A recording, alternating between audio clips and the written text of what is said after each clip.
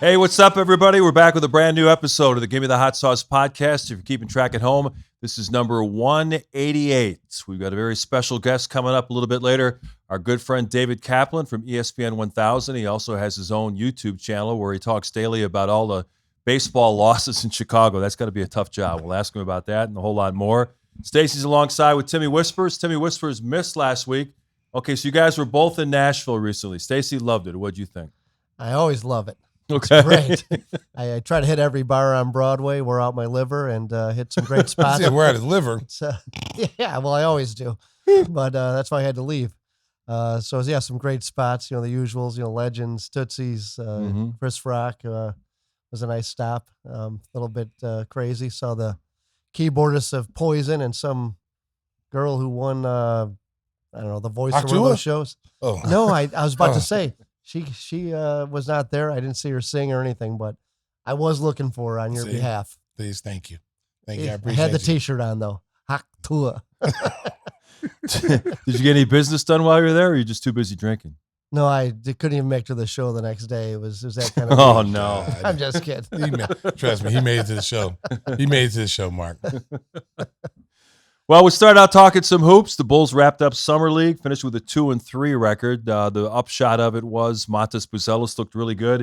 And they also found a good guard prospect in DJ Stewart, who they signed to a two-way contract. Stewart is a Chicago area native. He played his high school basketball, actually went to two high schools, Fenwick and then Whitney Young. Played one season at Duke. He's been in the G League for the last 3 years, but the thing that impressed me was he's really got a pretty advanced offensive game. He's shooting those step-back threes with ease. Well, I mean, if you watched him in high school and you saw him at Duke, I mean, he's a scorer. I mean, the kid can play. And sometimes those kind of guys fall through the crack, and then they have to go a different route to get to the NBA. And then when you get your opportunity in the Summer League, and again, 3 years in the G League, now, you get a chance to play in the Summer League on a Bulls team, a hometown team, and now you got to show what you're made of. And he played really well. I mean, Matas played well. They had a couple of standouts play well for them. So, he earned a two-way contract, and who knows where that's going to lead. Yeah, the announcement coming from the Bulls on Wednesday, they have released guard Andrew Funk, so they have one more two-way slot to award.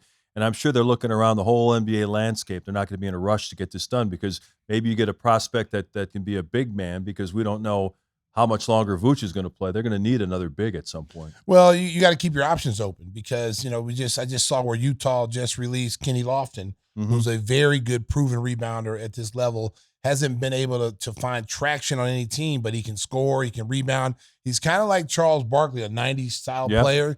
He can score, he can pass.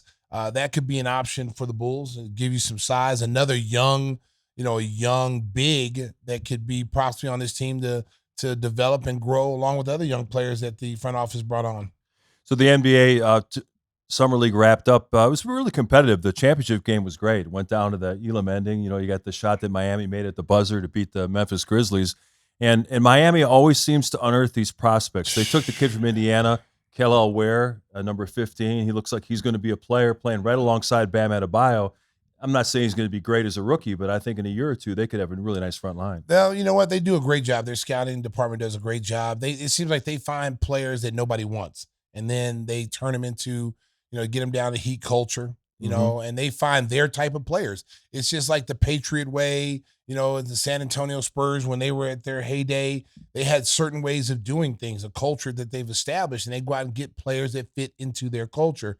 So the players that Miami puts in there, I'm telling you what, I mean, they're going to turn out to be some really good players. And who knows, a couple of years, they might be on the free agent market. And what better way to go to get a player from that type of organization because they're going to be defensive minded. So that'll be great, a pickup for you. And you also know you're going to get some tough players. Some of the big name guys that were supposed to showcase their talents in the Summer League really didn't do a whole lot. Couple of guys from France were picked 1-2. Zachary Reese went to Atlanta. He had a minor knee injury. He only played a couple of games. He showed some flashes, but the big guy, we talked about him last week, Alex Sarr, going 0 for 15 in one game. He's got a lot of development to do, and he won't even be playing in the Olympics for France. Well, Summer League, don't read too much in the Summer League. I mean, all first-rounders struggle. I mean, you can go back and look at any of the first-round players. I mean, Kobe Bryant struggled. I mean, Trae Young struggled. A lot of guys struggle there because the physicality of the summer league. It's almost like it's more physical than the NBA, to be honest with you. I mean, guys are fighting, they're scrapping, and that's one of the hardest things to do when you're a first round pick is going up against guys who are hungry, that are playing for a job, and those guys are going to come a little bit more extra at you because you're a first round pick. You may not have the mindset right now in the summer league because you're saying, hey, I got drafted number 1, I'm the 18th or 8th pick, 10th pick, whatever. Your mindset may just be partying in Vegas and not so much into the game. And now you run into a buzzsaw with these guys who are hungry. The pit bulls, they're hungry and starving, and they're coming at you to eat off of you. I think Zach Edey only played 1 game in Vegas, but he had played earlier in the California Summer League. The thing that impressed me was he's obviously willing to do the work, the conditioning, trying to get quicker. I thought that he changed ends of the court better than he did at Purdue. I thought he was out in space. He held his own okay. And once he gets the ball in the paint, forget about it. Well, I mean, that was one of my biggest concerns with Zach Edey will he be able to play in transition and be able to get up and down the floor consistently? That was my only concern with him. And then the other part of the pick and roll defense, it's hard to get a gauge of how well he's going to do, or did he improve on pick and rolls, because in college he didn't have to do that. You just played a drop zone. And see, it's going to be interesting to see how Memphis is going to play him in pick and rolls, because they're in the Western Conference, and the switching, you put him on a guard, I mean, it's a mismatch for the offense. So we didn't get enough to see him. We didn't see enough of him in summer league to see if he's improved in that area. I wish he would have played a little bit more, but it is what it is. But I thought he did look better as far as his conditioning running up and down the floor. And the West is so loaded right now. I mean, you've got legitimately a dozen teams that could claim that they have a good chance to make the playoffs. You look at teams that made a jump last year. New Orleans was better. If Zion could stay healthy for a full year, he played the most games he did in his career this past year. They're going to be good. I think Sacramento's going to bounce back. Golden State lost Klay Thompson, but they brought in Buddy Hield, Slow-Mo. And they're trying to get Larry Markkinen. Yeah. Yeah, if they get Lowry, that changed the whole equation. Changed the whole complexion of their team. They become a legit threat in the Western Conference. And I still think Denver, in my opinion, is the team to beat there. I think Minnesota is the second best team there. And then Dallas. About OKC. Yeah, I forgot about OKC. I still think OKC is like a year away from really, really taking off. I think – they got Hartenstein. They picked up Caruso. Those are big pickups for them, pieces that they did need. I personally thought that Drummond would be better for that situation. A guy who doesn't need to run plays for. You don't have to give him any offense. He's going to get his rebounds. He's going to get his points off rebounds, offense rebounds, and he would have been perfect to move Chet back to the power forward spot and take some pressure off of Chet having to guard people and having to rebound all the time. So they're still going to be good. But they're not going to surprise teams anymore. See, I think this year they surprised a lot of people with how good they actually were. I think people in the beginning probably had them, somewhere like 5th or 6th in the Western Conference, and I think they jumped out and surprised people. I think Minnesota surprised people. So these teams no longer are going to creep up on you now. So everybody knows who everybody is in the Western Conference. Anybody can be beaten on any given night. Denver, I believe, is San Antonio. You're starting to see a reincarnation of San Antonio where they win a title every other year, or like the odd years, they win in 23, 25, 27, and they have 5 rings. Yeah, it'll be interesting to see. They lost KCP, and they've got a lot of inexperienced guys coming off their bench, so we'll see how that works out. With Summer League in the books, the next topic for Hoops fans is the Summer Olympic Tournament. And the exhibition games have shown that Team USA may not be as unbeatable as some people had thought. Listen, I'm telling you, America, it would not surprise me if they lose, because the way they approach these games is like nonchalant. Like they're like, oh yeah, we'll turn it on when we need to turn it on. What they don't understand is, and they haven't been watching, Europe has caught up. Oh yeah. The European teams have caught up, because now you have an abundance of NBA players that are playing on these teams now that has upgraded the competition. So you can't walk out there and say, hey, we're playing a team with no NBA players or whatever, and we're just expecting to win by 50.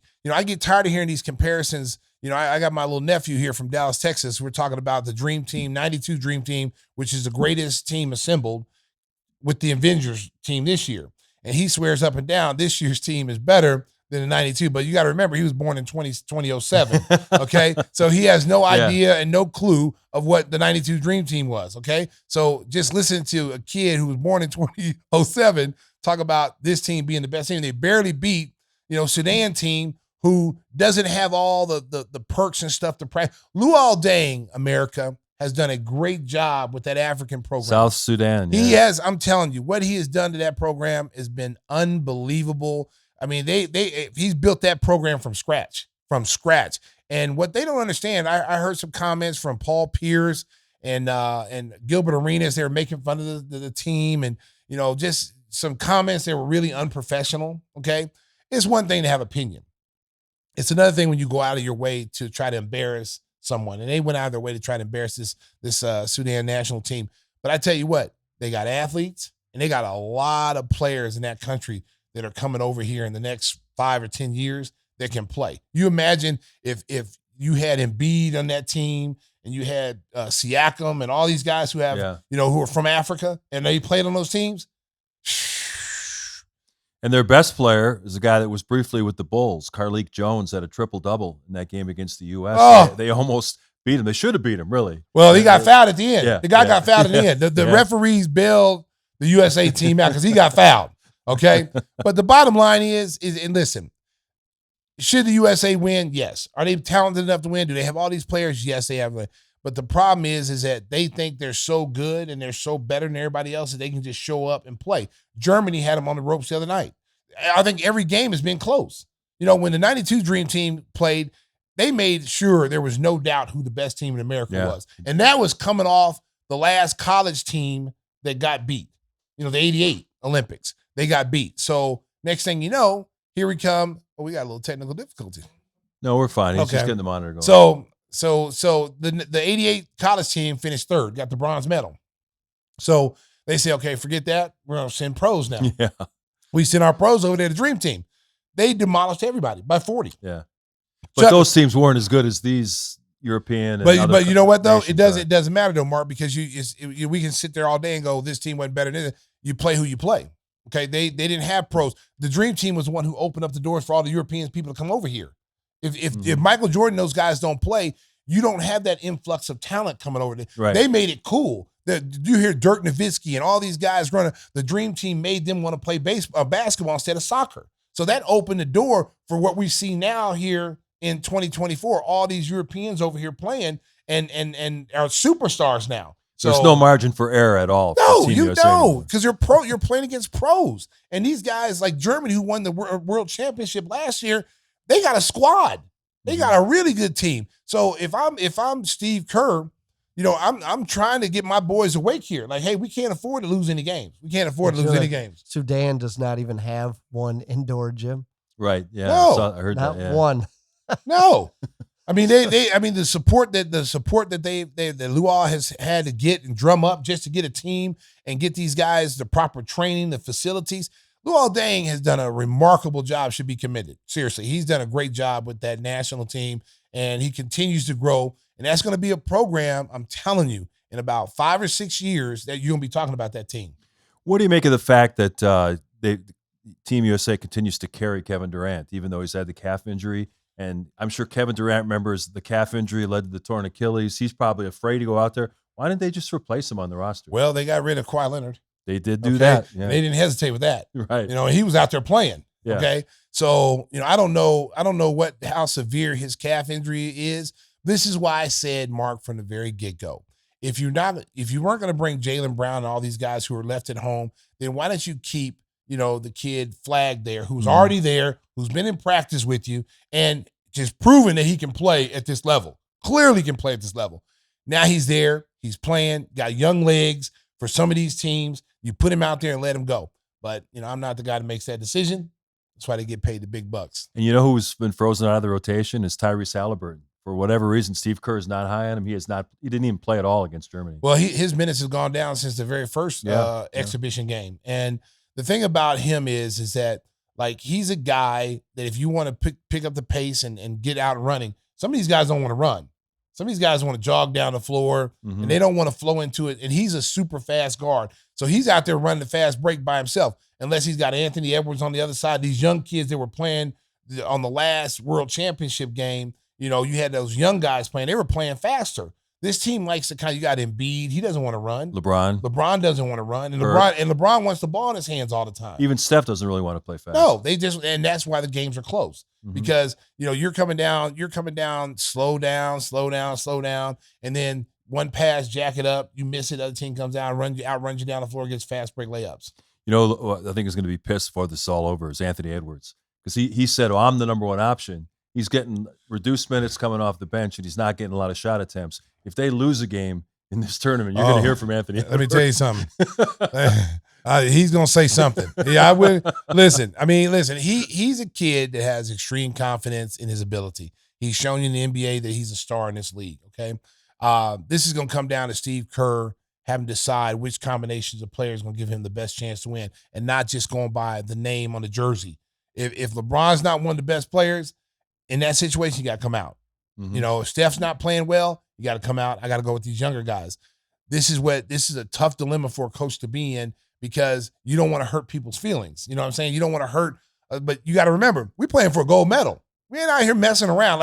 Listen, you're not on my team in the NBA. This is a national level team, and the best are going to play. Whatever gives us the best chance to win that particular game or that particular quarter, that particular series, that's what we're going to do.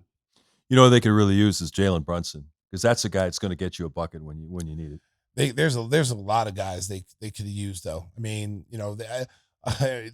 set this team up. Let's just be honest. LeBron and his Avengers. I want him and I want him and him. Right. Yeah, he picked the team. Okay.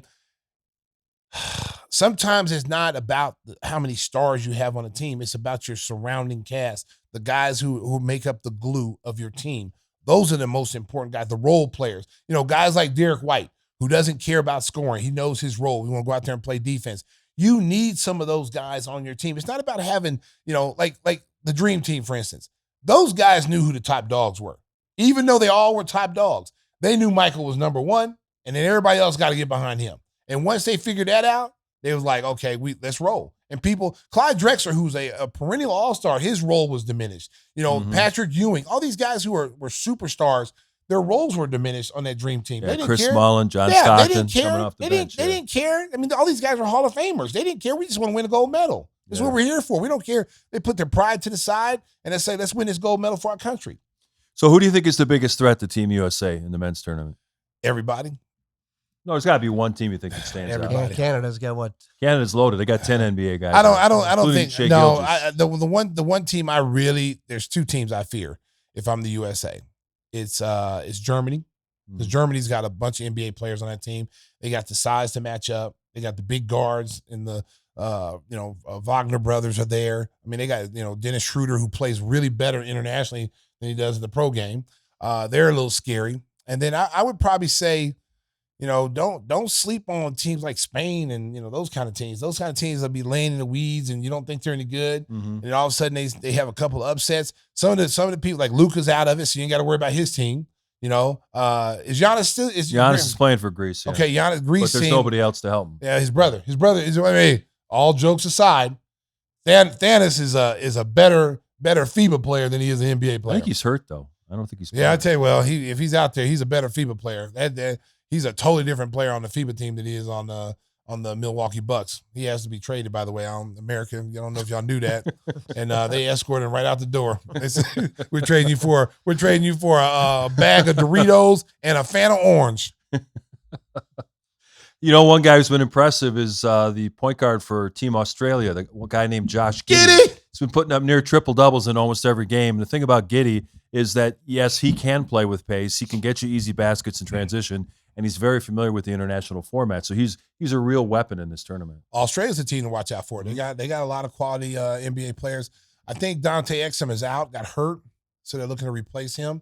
That's a big loss for them because he's another guy that plays totally different internationally than he does in the NBA. But Giddey gives you a chance. He gives you a chance to win because of his playmaking ability. He's a guy that can get his own points when he wants to. He pushes the pace. They got shooters all over the floor. They keep the floor space, which enables him to get downhill and get into the paint, and he's dropping off slick passes. So if you're a Bulls fan, if you've been watching Australia play, you got to be really excited about the pickup the Bulls had with Giddey. Yeah, I think that he's going to become a fan favorite. Obviously Alex Caruso, his style of play endeared himself to fans everywhere, really, but especially here in Chicago. That whole hard hat lunch pail mentality, diving on the floor. People loved Alex Caruso. So when he got traded, people were naturally disappointed. But I think once they see Giddey and the things that he can bring to an offense, I think he's going to quickly win over the fans of Chicago. Well, and you also got to remember that, to get something, you got to give up something. And the Bulls had made a decision that this, the last couple of years teams had really reached their potential and it wasn't going anywhere. And to move Alex was probably your best piece as far as, everybody wanted Alex Caruso. Any contender wants Alex Caruso. So he's your best piece as far as moving and getting whatever you want. Plus, they did him a solid by putting him on a team where now he'll be able to be seen on a national level, how important he is defensively to a very good Oklahoma City team. And, it's funny how ironic it was. He was on Oklahoma City and got cut when he first got in the league. Yeah. And now full circle, now he's come back an established player and maybe could be the missing piece for this team getting past the hump and getting to the NBA Finals. Well, we mentioned that the men's tournament is going to be very competitive. The United States is really going to have a tough battle on their hands. The women have won like 7 straight gold medals. They've never really been challenged, but they lost WNBA All-Stars on Saturday. That was a fun game to watch. It was a fun game to watch, and that's probably the only team that's going to beat the USA is their own American players. Angel Reese, Caitlin Clark. The young kids that got left off, they had a little chip on their shoulder. The girl, Gumbawale, at 34, because she wasn't selected. Didn't get invited. So she wanted to leave you with a 34 piece. And so y'all will know next time not to leave her ass off the damn Olympic team.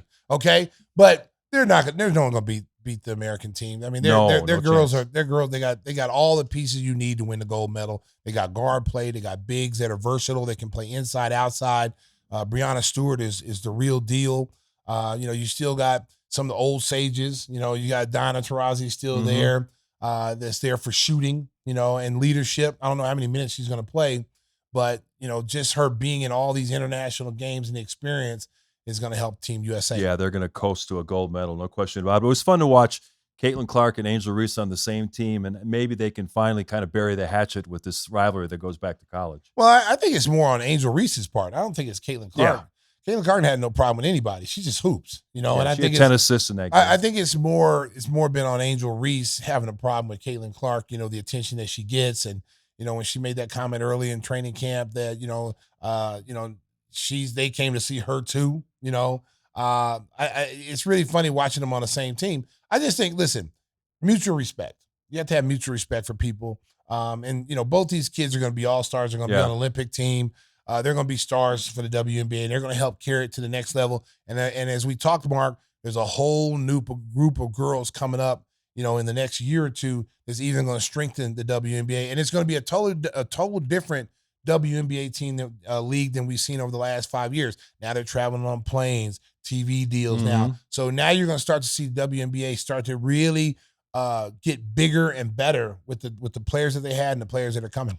Yeah, the WNBA is on the rise, no question about it. Record attendance, record TV ratings, and they're all part of this new TV deal. We're going to talk about that and a whole lot more with our good buddy David Kaplan.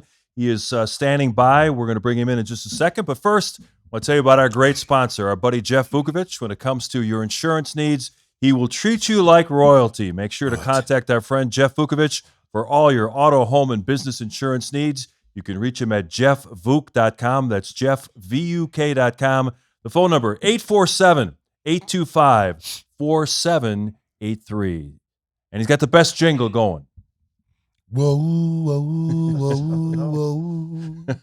Nationwide is on your side.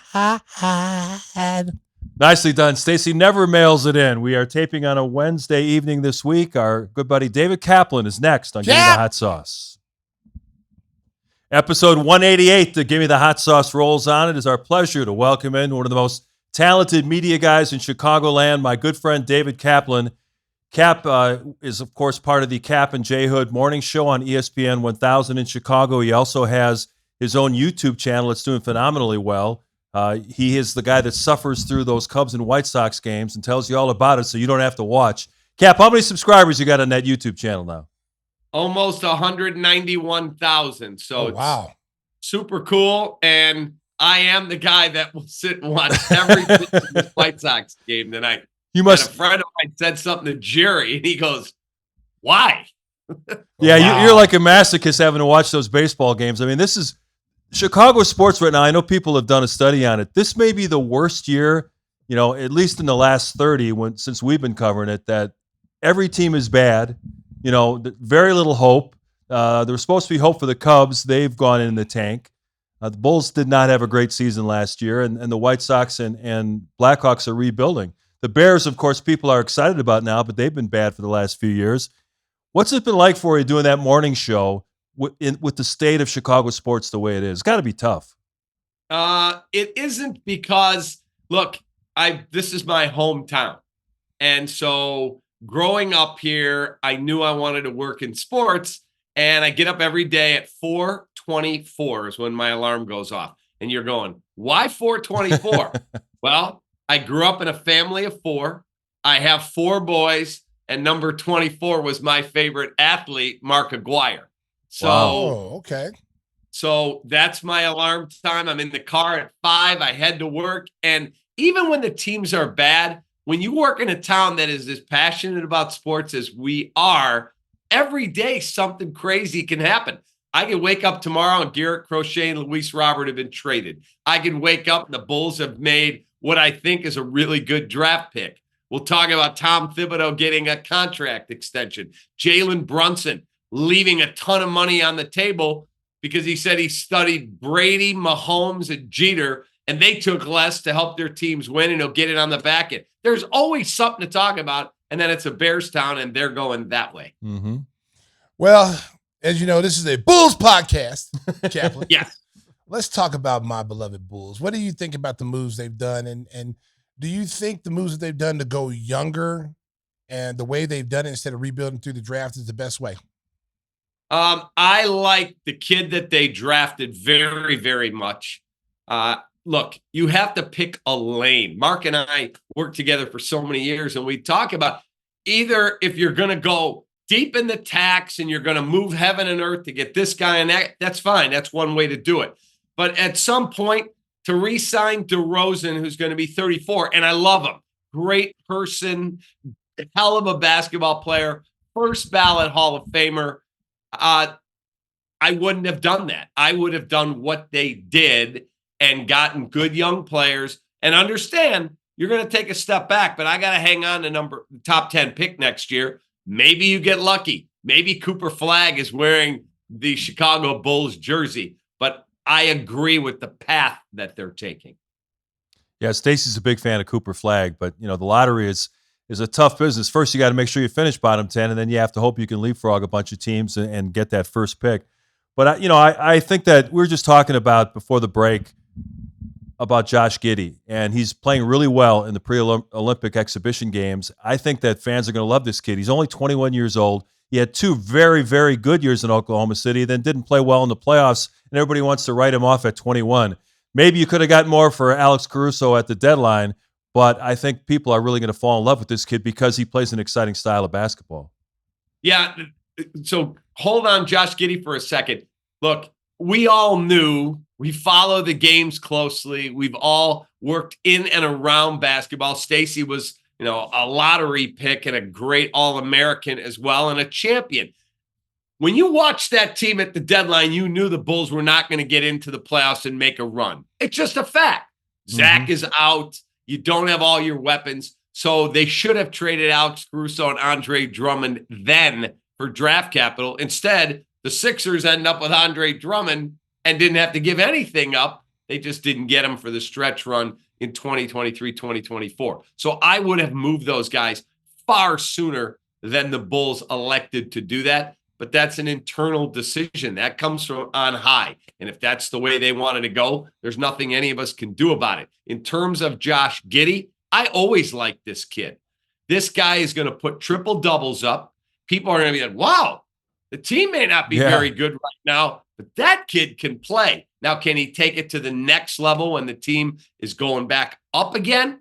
We'll find out. But you're right, Mark. At age 21, he needs an opportunity to have the ball in his hands and make plays. And then I thought they did the right thing keeping Patrick Williams. I've always been a Patrick Williams fan.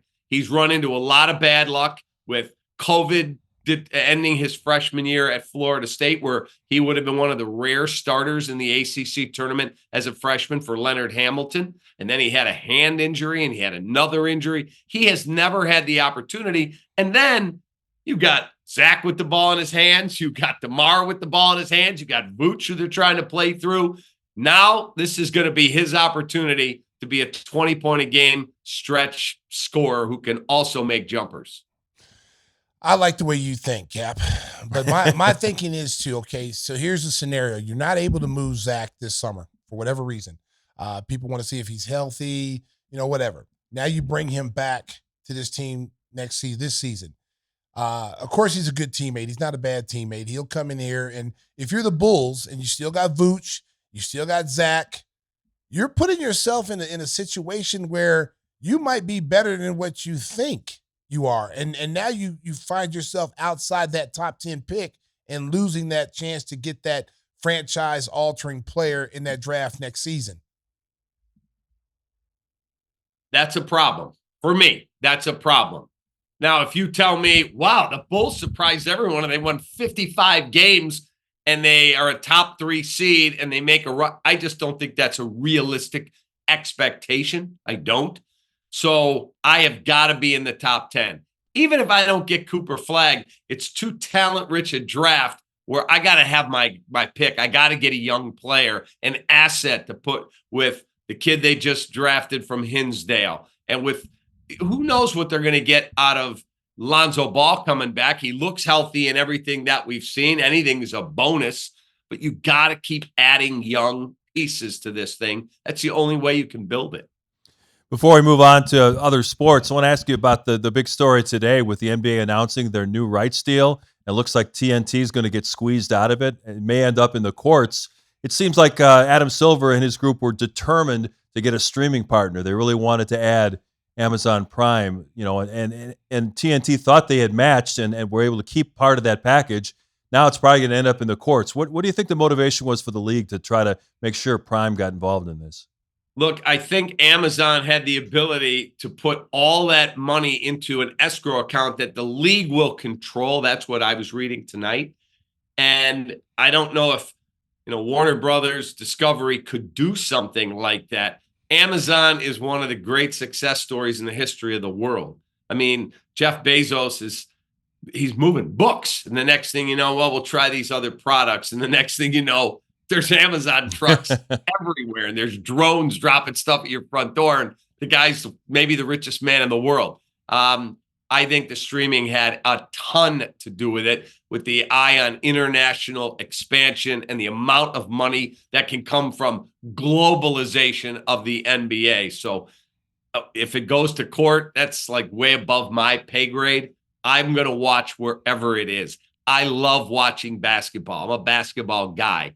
I will find the Bulls or the game of the week or the game of the night, or if there's a player I want to watch. I enjoyed watching Orlando play. I'll find where the Magic are somehow in some way to watch. Yeah, Stacey's going to be streaming from his car. You and Adam are going to be in the back seat, trying to figure out how to connect cables to get the feed out there. Wow, Mark, that's uncalled for. You got to be multi-talented now. You'll be multitasking with the new network. CHSN, baby. That's where we're at, baby. That's where we're going, Cap. I'm on a new ship. I'm on a new ship, baby. I'm sailing with the. Hey, we're out there, baby. We're out there in the ocean, baby. That's right. You'll figure it out. We're gonna figure it out. It's gonna be a lot of fun. Okay. Speaking of my man, Coby White. Is this the year that Coby White becomes an all-star? After last season, you're not on a great team, you got to play at an extra high level. Like when you're on a really, really good team, you don't have to be quite as good. You'll be good, obviously. Is he an all-star player on a team that's fighting to stay in the top 10 of the lottery? I'm not sure, but I think he's a hell of a basketball player. I think he has really taken a big step forward. And when they drafted him, I was not a huge fan, Mark will tell you, of that pick, because I'm like, he's a combo. He's not a point. He's not a pure shooter, really good athlete.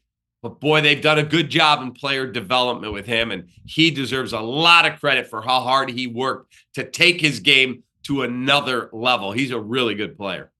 Yeah, and he puts a lot of time in the summer working with Johnny Dribbles too much, and that's really improved his game. There's no question about it. I want to switch gears a little bit. We got the baseball trade deadline coming up on Tuesday, and I know you had Jim Bowden on to talk about what the Cubs and White Sox might do. The Cubs may be one of the most disappointing teams in all of baseball. They don't hit a lick. I mean, to have basically 6 of your 9 regulars having almost career worst years is almost unheard of. What's the direction of the team going forward, and do you anticipate them making any kind of significant moves at the deadline? If they make a move, it will be for 24, 25, and beyond. You told me they made a trade and got, I'll pick a name out of thin air, Vladimir Guerrero, who's rumored to be maybe on the market. If you told me they did something like that, okay, they're not going to go get a piece that's a free agent at the end of the year to try and push to get to the playoffs. Now, Jim Bowden said he disagreed with that philosophy because before we taped yesterday, they were 3.5 out in the wild card. As he said, 3.5, not 13.5, 3.5. He said, you owe it to those players, those fans, everyone that works there to try and get in if you're only 3.5 back. I don't think they're going to do anything to help this current team unless it helps them beyond. But my question is, so I asked Jim this, when Jed goes in for his exit meeting with Tom Ricketts, and Tom says, okay, tell me what you're going to do and why it's going to be any better next year. Because Dansby Swanson, is he going to get better? I don't know. He's he's a really good defender. He's not a very good hitter. Yeah. Ian Happ, he's a solid player, not spectacular. Pete Crow Armstrong's hitting a $183. Cap, I think you could strike Pete Crow Armstrong out. I think I could. I like Seiya Suzuki, but he's, a 6-hole hitter on a good team, not a 2 or 3-hole hitter. Their catching is brutal. Yeah, they got brutal. the worst catching in all of baseball. And Morel sucks too. Morel is a Javi Baez wannabe. Yeah. So they've got good starting pitching. Are they going to trade away Jamison Tyone? Kyle Hendricks won't be back here probably next year. So they don't have a closer for the second straight year. They entered the season without a closer. So if I was the owner, it would be really, really uncomfortable for my GM sitting in the seat. How would you rate that Craig Counsel has done under the circumstances? They started off good, and it looked like he was going to be like a great hire. And I'm not saying he's not a great hire because they have a lot of holes in their lineups and stuff. So, but how would you rate him so far? I think he is not happy with what management has given him. That's what I'm hearing from people I know in that clubhouse. Look, when they fired David Ross, who was finished 1 game from getting him in the playoffs, and said, we're going to upgrade and go get Craig Counsel and pay him $40 million. They told you by that action that they believed we upgrade the manager and we're going to get in the playoffs. And they've gotten worse. That means it's on the roster. It's not on the manager. I don't think Craig's a bad manager. He's a little too comatose for me. I would be much more trying to fire my guys up. And when I get screwed by 5 and 6 terrible calls at the plate on balls and strikes, instead of barking from the top step of the dugout, how about shooting a little adrenaline into the crowd and coming out and getting fired up a couple times? That's more my personality. But as a tactician, he's a pretty good manager. We're not going to spend any time on the White Sox as they're on pace for the worst record in the history of baseball, and they'll probably trade a handful of guys at the deadline. Let's talk about something positive. The Bears, a lot of excitement surrounding that team right now. Of course, ESPN is the home of the Bears. You guys do a lot of extra programming. Caleb Williams, by all accounts, is learned the playbook quickly. He's showing great knowledge. All his teammates are impressed with the work that he's putting in. The defense looks solid. But the problem you got is that both Detroit and Green Bay are really good teams. What do you think the ceiling is for this Bears team this year? I actually think they can get in the playoffs, and if Caleb is who we all think and hope he is, that they can make a run. Now, I don't mean a run to the Super Bowl, but I do think this is a really talented football team, and if they're blessed with reasonably good health and a violent, tough game to stay healthy in, I think the Chicago Bears could have a surprisingly good season. When have they ever had a wide receiver room of Rome Odunze, Keenan Allen, DJ Moore, a speedy guy in Tyler Scott, a backfield with DeAndre Swift, Roshan Johnson, Khalil Herbert, tight ends in Cole Kmet, Gerald Everett, and Mercedes Lewis, and then a top 10 defense. I've never seen Chicago with those type of weapons before. Well, see, Cap, this is where we agree again. Okay? Yeah. They won 7 games last year, and they probably should have won maybe 2 more of those games. They had games they should have won. They get away. 3 of them. 3 of them. They blew Detroit up there. They blew Denver, and they blew Cleveland. Yes. So that should have been 10 wins. The right Lions there. game too, they should have won.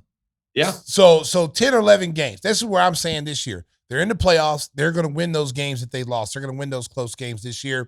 Their offense is going to be explosive. And this kid is the real deal. And when you got that receiving room that's very competitive, you listen to them talk, they're talking about 1,000 yards receiving and who's going to be the first one to get it. And it seems like they're pushing each other to be better. I think this is going to be a Bears team that may be better than this division than what Detroit is and Green Bay. They could battle. They could. Now, Detroit's a really good football team, and I love their coach. Yes. That's my style coach, and this is not a shot at Eberflus, but Dan Campbell, man, I love the way that guy carries himself. The Fighting Campbells, baby. That's what I call them. The Fighting Campbells. They play with a swagger, with an edge, and they knock you into next week. Green Bay's really good. Jordan Love's a darn good quarterback. I think Minnesota's going to take a big step back. What do you think about the whole Hard Knocks thing? The McCaskies have fought it for a long time, saying they didn't want to be any part of it. But it's been a great platform for the NFL to showcase the players and see personalities and things that go on behind the scenes.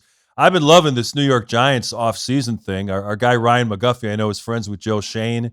And, they've really given a lot of access to how the draft and free agency works. But Eberflus has almost done a transformation. It's almost like somebody kidnapped him and put a new guy in there. He's got the new hairdo and the beard, and he's even more confident and showing some personality at the podium.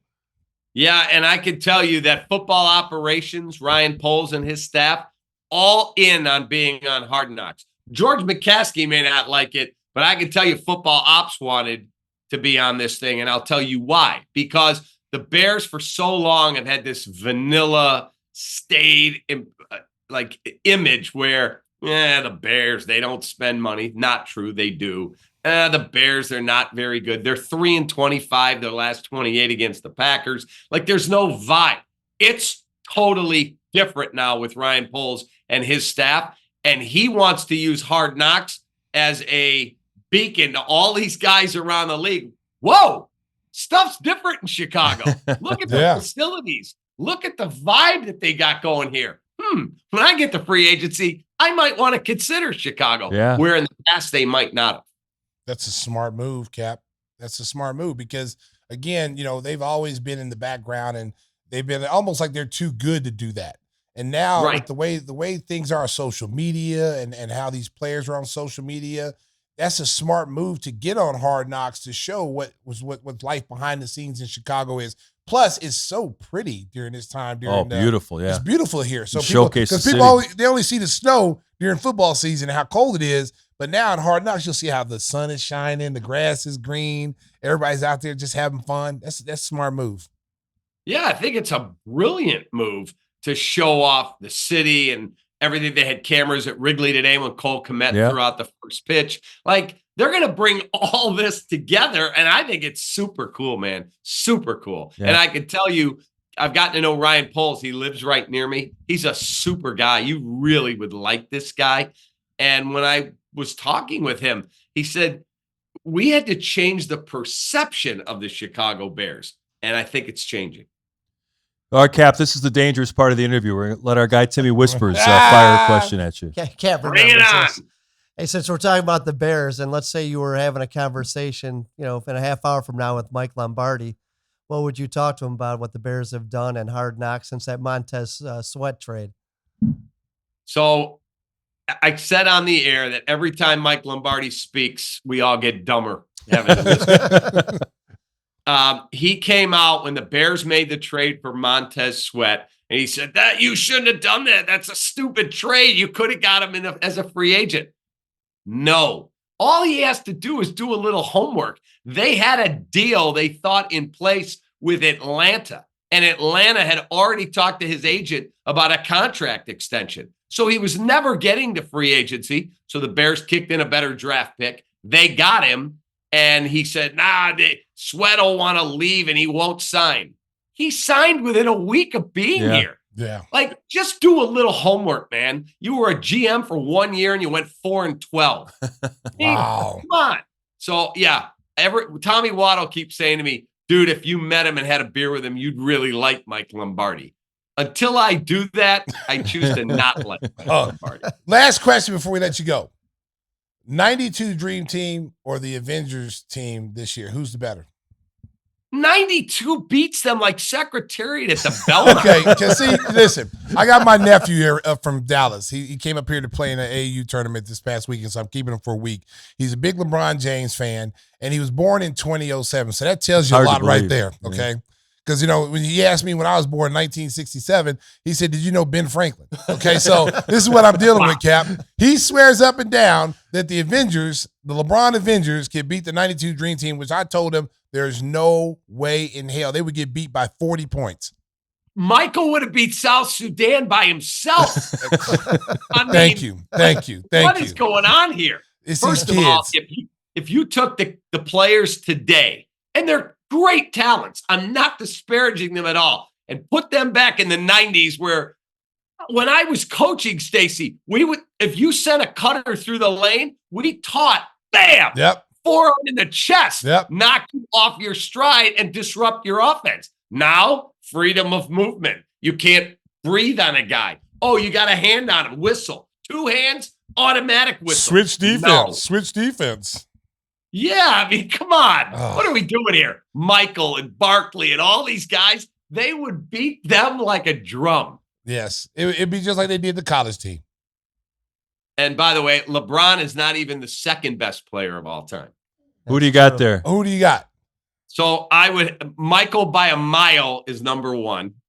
And then for me, it's a battle between Kareem, Wilt, Kobe Bryant, and then LeBron. Yes, okay. I'm with you. Yeah, because I would definitely put Wilt right there with MJ because of the Wilt averaged 50 points and 25 rebounds. We were just talking about how many rebounds, the most rebounds in a game, 55 rebounds in a game. Correct. Now, if you listen to JJ Redick, it was against plumbers and pizza makers. But it wasn't against normal NBA talent. But 55 rebounds and scoring over 100 points in a game. I talked to my nephew today about this. I said, if MJ played in this league today in his prime, he would have a 100-point game. And he said, there's no way. I said, there's 2 players in that era that I believe would challenge that. It would be MJ and Dominique Wilkins in his prime before the Achilles tear. Those 2 guys, I think, could really, really do it. Michael Jordan in today's game in his prime, it's insane. You came in what year? 89? 89. Okay, so I'm sitting at the United Center, 89-90, I think it was. Dale Ellis is playing for Seattle. I'm right on the baseline. I'm actually working for Jerry Krause at the time. And I'm sitting right under the basket. Michael is talking so much smack to Dale Ellis, and Joey Crawford is the referee. And Michael just keeps, I'm going baseline, Dale, and you can't stop me. You go right by him, bam. And Dale Ellis is screaming, he's hooking me. Michael makes a hard V cut, goes back north, catches it, jams it over the top of him, and 1. And Joey Crawford walks over 3 feet from me, puts his arm around Dale. He goes, blame me now, MFer. Unbelievable. And Michael I think he got 59 in the game. It was unbelievable. Yeah, these kids, they were born in these 2000s. They have no idea what the superstar players were back then. Charles Barkley. Charles Barkley. There's nobody in this league that guard Charles Barkley right now. No, they could. He'd be like, I can't handle this guy. Yeah, exactly. And so the Dream Team matchups, he says to me, who's going to guard LeBron? Everybody on the Dream Team can guard LeBron. He ain't going to go, but he's going to shoot jumpers all day. You put anybody on him. But who's going to guard Karl Malone? Who's going to guard Patrick Ewing, Michael, Scotty, even a bad back Larry Bird? Who's going to guard these guys? Magic, 6'9" point guard. You got Ewing and David Robinson in the post. Exactly. Right, and then they'll kick it out to Chris Mullen for an open three. Yes. So the argument always is that Michael didn't shoot threes. Michael would have made himself a 3-point shooter. He would have worked on his game, and he would have been able to evolve into what the game is today, but still have his killer instinct where he's going to attack. Because if DeMar DeRozan can shoot a high percentage and score 30-point shoot mid-range jumpers, what do you think Michael and Coby would do in this league right now? Oh, my God. With their post-up game. Unbelievable. Let me tell you one quick Michael story. I got to play golf with him. So we had a 6-man match. These guys are gambling way above my level. I'm like, guys, I can't play at that level. I had the same caddy every week at this one course in Waukegan. Kukoc is a member. Michael's a member. Ron Rivera is a member. So we're playing. Michael does not hit the ball very far off the tee. It's okay. But his short game and his putting is insane. So he fades a drive in the fairway. I'm 20 yards past him. My caddy is probably 25 yards from Michael standing with me. He turns to me, goes, "Can I swear on this podcast?" Sure. Yeah, you say whatever you want. He goes, "Wow, Michael Jordan hits the ball like a bitch. I can't believe it." Michael turns around with a cigar and he goes, "What did you just say?" Oh, no. Nothing. I didn't say anything, the kid says. Kid's 20 years old. Michael said, runs across the fairway, gets in his face. He goes, no, you called me a bitch. You're going to say it to my face. Do you play golf? The kid's like, yeah, I do. He said, what's your handicap? He goes, I'm a 1. Michael goes, I'm a 6. Drop his effing bag. Meet me on the first tee. We're playing for $2,000 a hole right now. The kid goes, I don't have that kind of money. He goes, I don't want your money. If you beat me, I'll pay you $2,000 a hole right here. I got the money in a safe in my trunk. He said, but when I beat your ass, you see that 100 members over there by the patio on this beautiful July day? You're going to get down on your knees and you're going to call me daddy in front of every one of them. Michael destroyed this kid. Destroyed him. He's making putts that Michael from 30 feet. Soon as it left his putter, he'd be like, that's it. And he walked the kid over and the kid got down on his knees. He goes, I'm so sorry for doubting you, daddy. Yeah. That's the funniest thing I've ever seen. Oh, my God. That's typically MJ. Competitive as hell. Hey, Cap, you mentioned your coaching background. A lot of people don't know that was your first dream in life to get into college coaching. And I saw some video and stills. You're coaching a youth team now. How's that going? So the guy who I work for, Danny Zetterman, my old producer, is now the head of content for the company. He busted in on the show and said, hey, my son's on the 10U All-Star team out of Glenview. They want you to coach them this summer in this league. And I said, Danny, I got a lake house in Wisconsin, man. I'm not doing it. He said, there's no weekend games. I said, okay, I'm in. So we're 3-0. We got a game tomorrow night. I have had so much fun coaching these kids. And we're playing at Notre Dame High School a week ago against the team that everyone said was the best team in the league. We beat them 26-23 at the end. My heart's racing like I'm coaching back in Division I again. Oh, it was so much fun. So you're giving them the Bob Knight approach? I know Bob Knight was a friend of yours. You give them a lot of take-that's and the whole thing? I have tried very hard to just pump them up. Let's go. We've got an emotion offense. There you go. No zone defense allowed. And the kids just get after it, man. They have a lot of fun with it. We got a good team. Oh, good for you. No toilet paper, huh? No toilet paper. I watched my nephew's AAU team played out at Linwood this weekend at Under Armour last term of the year. And I tell you what, man, I've not seen so much bad basketball at that level than I've ever seen in my life. The fundamentals, no fundamentals.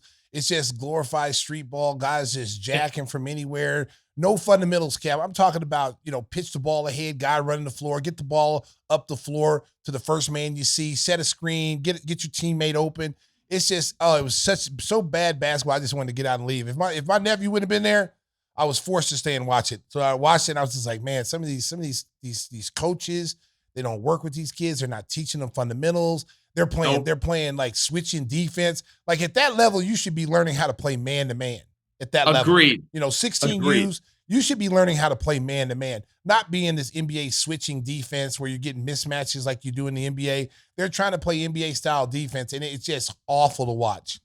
Completely agree. We only play man-to-man, and I told the kids I have 2 rules. You better be on time, and if it means if we start at 6:30, you're stretched, warmed up, and ready to go at 6:25, and we are playing man-to-man defense, and if you don't play defense, you're not going to play, period. Yep, good. That's good teaching. Well, I'm glad you're getting a chance to do that, Cap. I know what a passion it is to do the coaching and your love of basketball. And want to encourage everybody to check you out in the morning on ESPN 1000, the Cap and Jay Hood Show from 7 to 10 a.m. And make sure to check out the recap. He's watching baseball, so you don't have to. You can check that out on Cap's YouTube channel. Because I'm not watching it. I'm just watching Cap. Yeah, Sox are tied 1-1. He's watching the Sox. Bottom of the 2nd inning right now. But I will tell you, Stacey, Mark and I, for 15 years, we would sit there and fix the Bulls just about every day. Why don't we do this? Sign this guy, trade that guy. We had deals going all the time. Nobody ever asked our opinion, though. That was Trust just me. Behind the scenes, I'm doing the same thing, Cap. I'm doing the same thing, Cap. I just can't tell everybody. David Kaplan, our special guest on the Gimme the Hot Sauce podcast. Cap, you're the best. Thanks for joining us. You guys too, anytime, because I listen. I'm a listener, a retweeter of you guys. Anytime you want me, I'm in. Appreciate it, Cap. All right, Cap. David Kaplan, our special guest. We're going to wrap it up with, I don't know what we're going to do. We're going to tell you what we're watching. That's next on Give Me the Hot Sauce. Do it. Welcome back to the Give Me the Hot Sauce podcast. Stacey mentioned that he has his nephew here from Dallas. I'll let you do the introductions. He's a special guest. Yes, he's a special guest. He was just up here this week playing with his Dallas Showtime team in the AAU tournament up in Linwood. His team was terrible. They didn't do well. It's a selfish team. But my little nephew, he's one of the top players in Dallas, Texas. There he is right there. He's one of the top young players in Dallas, Texas. He's a junior in this coming up year. And his name is Acoya King, nicknamed Smoove. He only goes by Smoove. Goes to Cedar Hill High School in Dallas, Texas. He's one of the top prospects in Texas class of 2025 and 26. And he's going to be coming next summer. He's going to come up next summer and play for one of these really good AAU teams up in Chicago. Yeah. So we're looking at Mac Irvin, Mean Streets, Illinois Wolves. So we're looking at some of the teams that he can play on next summer. So go ahead and talk to us. How's your stay been here in Chicago coming from Texas? It's been good. You showing me around. I'm liking it. I thought it was going to be uglier, though. It's really nice, though. I thought it was going to be like more of the trenches. It's not the trenches. It's upper class for real. Upper class. See, I'm going to live. This is what I'm talking about right here. Okay, he's 6'5". He's almost 6'6" right now. He's I got him working out with one of the shooting coaches here for the week that he's here. Then we got to do some interviews with some of these AAU teams. That's going to be a lot of fun for him, and just get him out of his element. Texas has some really good basketball teams down there, but him and his dad, his dad was my brother who played at Kansas State. We just feel like Chicago gives him a little bit more competition and gets him out there where he's playing in some really more high-tech tournaments. So that's why we're going to have him up here this summer. Talk a little bit. Go ahead and talk about yourself, Goya. Go ahead. No, talk about your uncle here. Oh, let's hear some stuff. He's a fool. Is he just? He's a fool. First class. I'm not even gonna lie. All right, that's what we wanted to hear. Is he just picking on you, or is he teaching you anything? Both. More to picking on, though. No, I ain't even gonna lie. You're a little bully. I ain't even gonna lie. Tell him how I beat you in the video games. I had him screaming at his TV, finna break his TV. He said I was cheating, and we on the same TV. I don't get it, man. He said I came on his Xbox and cheated him. We're playing college football. That's a new game out on on Xbox. Everybody's raving about it. Well, I'm not raving about it. It's cheating. He cheats. Angry. This guy cheats over here. He's got cheat codes. He's doing all kind of things over there. Unranked Arkansas. Yeah. Okay. That's a gimmick team. But but on the real though, I was at this tournament this weekend. I was watching his team playing. I was watching a lot as we were talking to Cap. I was watching basketball, and I'm a student of the game. Like, I like to see basketball played the right way. Yeah. And I tell you what, man, I walked away from that tournament. There's some good players, individual. Of course, there's individual players that are very good. He averaged about 18 points a game with his team. But there's a lot of bad basketball. It wasn't fun to watch guys just shooting balls, from half court, not making passes to the right people, reading things, and very frustrating. It's your turn, my turn. Yeah, it's like a glorified pickup game. Yeah. No plays being called. People who shouldn't be shooting are shooting. People that should be shooting wasn't getting the ball. I was just like, oh my God, I almost left. If my nephew wasn't playing, I would have got in my car and I'd have been gone. Well, we've talked about it before. Good friend of your uncle's and mine, Kendall Gill, played in the NBA for 15 years. His son, Phoenix, is one of the top juniors in the country, or at least in the state of Illinois. And he didn't let him play AAU his first 2 years because he didn't like bad basketball. He didn't like get into bad habits by just taking the first shot, just trying to score as many points and not trying to even play a team concept at all. Has that been frustrating for you at all, trying to showcase your individual talent within that team concept like you do in high school? Yes, sir. Because I'm a pass first point guard. I like to get my teammates involved. I like to hit the open man, make the flashy pass. But like, hey, you can't do that because everybody playing for them, and that's not how it is. That's why my team, like, I'm gonna be honest, we sucked. We was losing because everybody playing for themselves. But the other teams that was winning, they making the right pass, making the right read, making the right bounce pass. But we just couldn't compete for real. So it's really, in high school basketball, I feel like it's more plays being ran and more like structured in the sport itself. Like, hey, you don't really see play. You just see the dunks, the threes, but you don't see the backdoor cut or the backdoor screen that was set for that three. But high school basketball really focuses in on that. Yeah. That's why I like it more than AAU. Yeah, in these AAU tournaments, Stacey, they'll play 3 or 4 games in a day. Yeah. And you're either tired or disinterested by the time you get to that third or fourth game, and the quality of play is going to drop. Well, on his team, they just came back from Atlanta before they came to Chicago. Yeah. So they left like 3 or 4 kids who couldn't come. So they were shorthanded. They played with like 6 players. And so if anybody got hurt, they were in trouble. And then him being one of the taller kids, he's a point guard, but he had to come down and play battle 4s and 5s to try to give his team a chance to win. And, of course, you're going up against guys 6'6", 6'7", 215, 220 pounds, and he's like 170 soaking wet. Yeah. And they were just, again, just if his team would have been more cohesive and moved the basketball a little bit more, because they were in every game. I think one game they got blown out, but every game was like a 2-possession game. And had they, moved the ball a little bit better, played a little bit more team ball, they probably would have won some of those games. So what school would you like to go to if you had your pick of anywhere in the country for college? I really want to, whoever just really wants me for me and really wants me to come there and have an impact right away. I don't want to, be a, how do I put it? Wait your turn type of guy. Sit back and let the seniors play. I don't like that type. Whoever wants to be fair to the players. You know what I'm saying? Yeah. Have you tried to recruit him to go to Oklahoma yet? Yeah, Oklahoma knows about him. He's being recruited by the Texas schools. His brother is a freshman at, where is it? North Alabama. They just came up from Division II. Yeah. They've been a Division I team now, I think, for 2 years. He'll probably start as a freshman there. He's about 6'8". He can really go too, and he's gonna play a lot of minutes as a freshman. And he had opportunities to go places too. And just like Smoove just said, he wanted to go somewhere where he had a chance to play right away and not have to sit and wait or red shirt. And he's going to get that opportunity. Yeah. Do you have any questions? No, I just more about you. I wanted to hear some trash. Come on, man. Always looking for dirt. Whispers, man. First of all, quit trying to come between family members, right? Yeah. We might just jump you right now. Okay? No, that's what makes me part of the family. I got to hear the dirt. No, listen, me and my brother are 3 years apart. And so it's funny because we talk and my brother had opportunity to play beyond college too. He got a scholarship at Kansas State. If my only regret was with my brother, if I could have to do it all over again, I would have had him come to the University of Oklahoma as a freshman when I was a senior.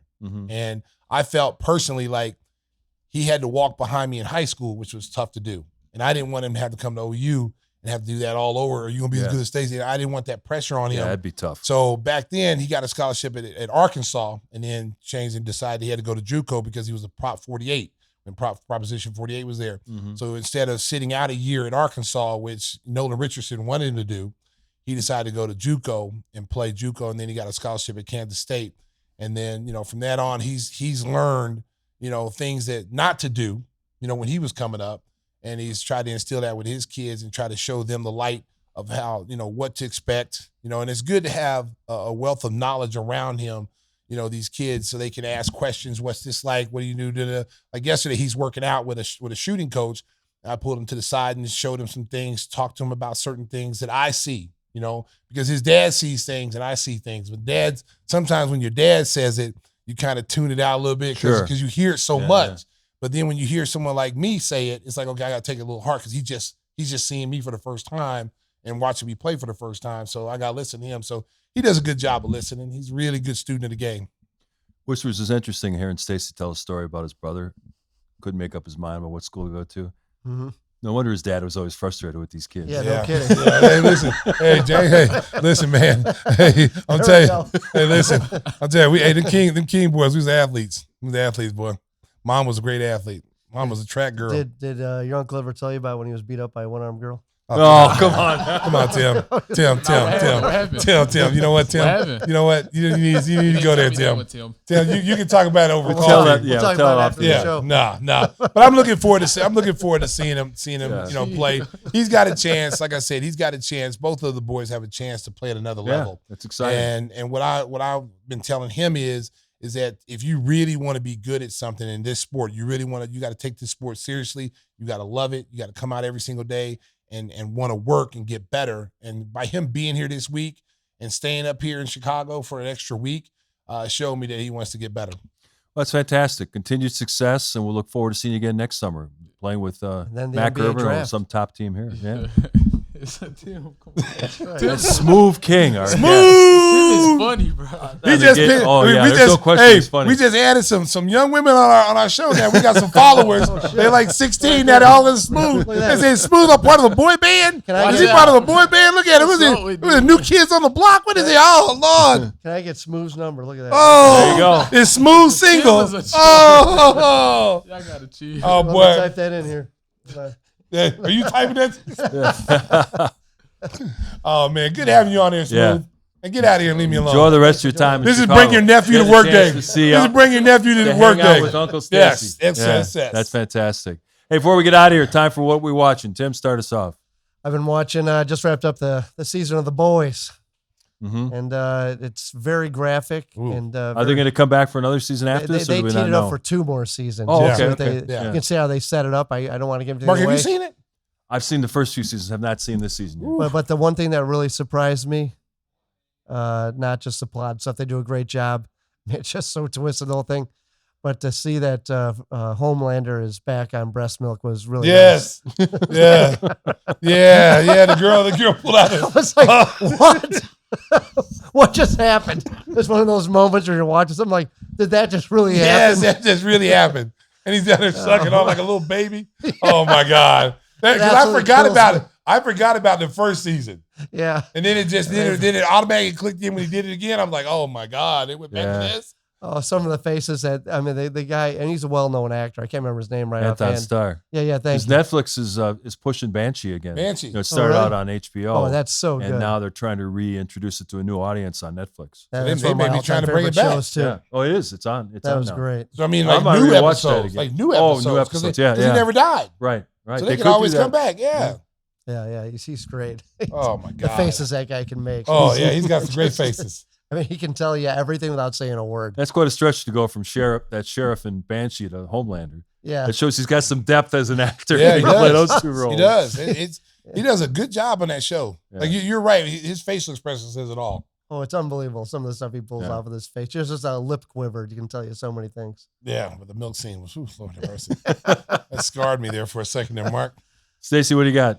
I saw an oldie but a goodie, Smoking Aces. It's one of my favorite movies. Classic. It's a classic America. If you haven't seen it, there's so many good actors in it. You got Ray Liotta, you got Andy Garcia, you got Chris Pine, Jeremy Piven, Ryan Reynolds.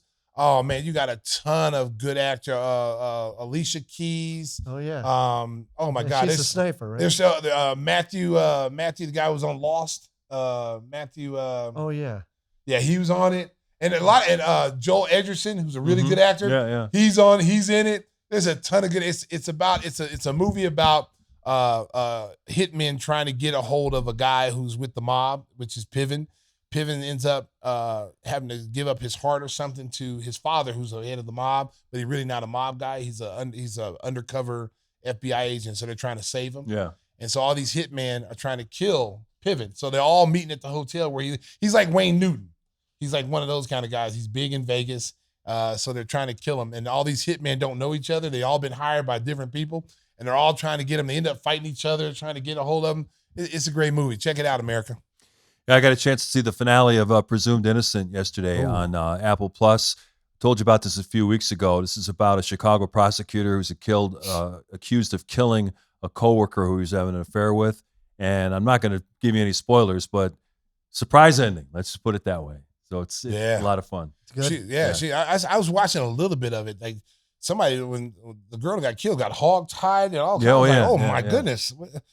Ooh, and he don't remember doing that. That's why I stopped watching it because I said I gotta find some time to completely watch it. Yeah. And I was kind of getting ready to go out the door, and I said because I remember you saying watch it, and I went to go watch it, and I was like I gotta stop, man, because it's too good. Yeah, there are a lot of twists, and the ending is not what you expect. Really? So I definitely recommend it to anybody who's looking for a good mystery, good little crime drama called Presumed Innocent. So Presumed Innocent. Whispers, tell the folks how to get some hot sauce before we get out of here.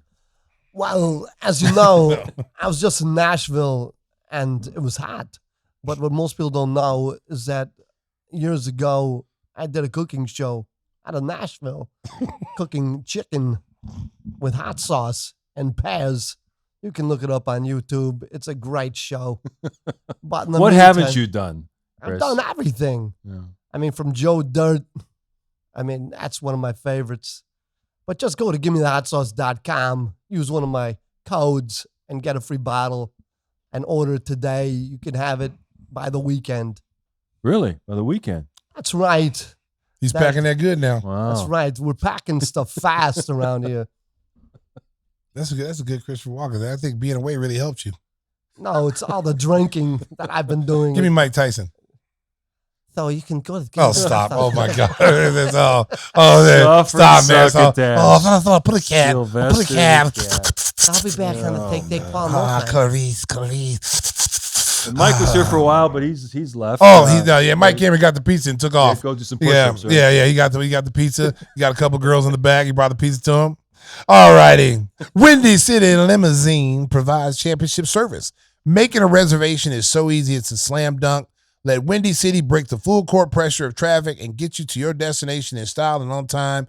Contact them at 847-916-9300 or visit WindyCityLimos.com. And I'm telling you, they got everything you need. Party buses, SUVs, whatever you need, they got it. I use them all the time with concerts. Mm-hmm. Mike's my personal driver. And I'm telling you, they're always on time. They get you where you're supposed to be. Best in the business. Best in Chicago. So check them out. That's going to do it for this episode of Gimme the Hot Sauce. I want to thank the crew, D and Nick and Cisco. I want to thank Smoove for joining us for a few minutes. And, of course, David Kaplan for telling us the Michael Jordan golf story. That was a good one. Yeah, so you never know what you're going to get when the Cap Man joins you. Make sure to check him out on the Cap and J Hood Show, 7 to 10 on ESPN 1000. Got a brand new show coming at you next week. Until then, drive home safe in Chicago. Beep, beep. Hey, what's up? This is Stacey King. And I'm Timmy Whispers. Of Gimme the Hot Sauce Podcast. Each week, make sure you join us. Timmy Whispers, what do they need to hit? They need to hit like and subscribe so they get all the notifications and news from our podcast. That boy is sweet. Just make sure when the video's over, click to the left, and you'll hear our previous videos for the previous week and have some fun because we'd love to have fun on Gimme the Hot Sauce Podcast. Woohoo! Oh, my goodness! It's only preseason!